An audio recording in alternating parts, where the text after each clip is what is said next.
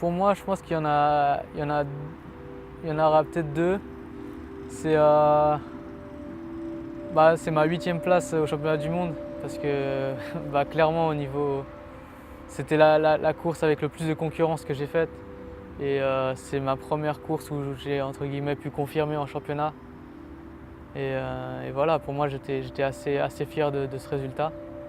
Et puis il y a aussi ma victoire l'année passée à la course de l'escalade.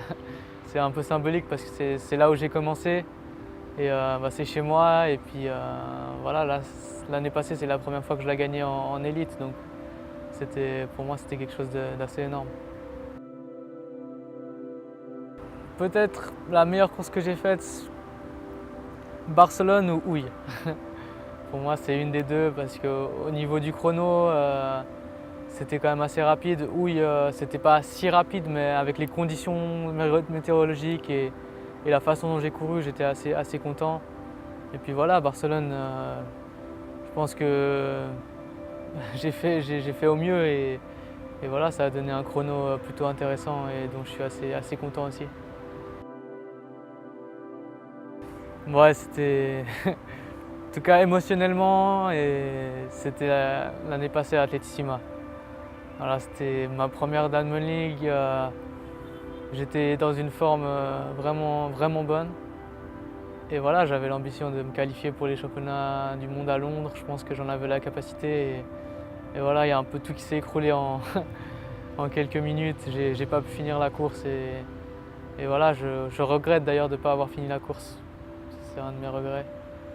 Mais c'est aussi une de mes plus grandes leçons. Et je pense que ça m'aura beaucoup apporté pour la suite. C'est que ça ne sert à rien de se mettre des pressions énormes avant les compétitions. De toute façon, voilà, on arrive dans la forme qu'on a, qu'on soit en forme ou pas, il faut faire au maximum. Et en fait, en se mettant une trop grosse pression, on n'arrive pas à exploiter tout son potentiel. Donc il faut juste y aller, relâcher comme à l'entraînement, et avec un peu plus de fraîcheur, et puis donner ce qu'on a. Et si on y arrive, tant mieux. Si on n'y arrive pas, il faut retourner à l'entraînement ou voir ce qui ne va pas, mais ne jamais abandonner, et voilà. Je l'espère en tout cas. Non, oui, moi j'y crois. Je sais que voilà, c'est que le début pour moi.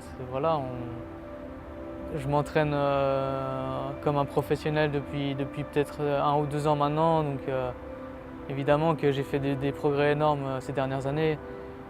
Peut-être que dans les prochaines années ça ne va pas progresser autant, mais je sais que je suis loin d'avoir atteint mon pic de forme, ça c'est clair. Et tant que je continuerai à m'entraîner comme ça, je vais progresser encore pendant le plus longtemps possible en tout cas. Ouais, pour moi c'est voilà, comme dans la logique des choses, continuer ce que j'ai fait à Valence, c'est-à-dire petit à petit intégrer le top niveau. Voilà, cette saison sera au niveau européen, donc voilà. Je serais super content si je pouvais avoir ma première médaille internationale, c'est clair. Voilà, des titres olympiques, mondiaux, des records du monde. J'ai beaucoup de rêves, à voir si j'arrive à les concrétiser.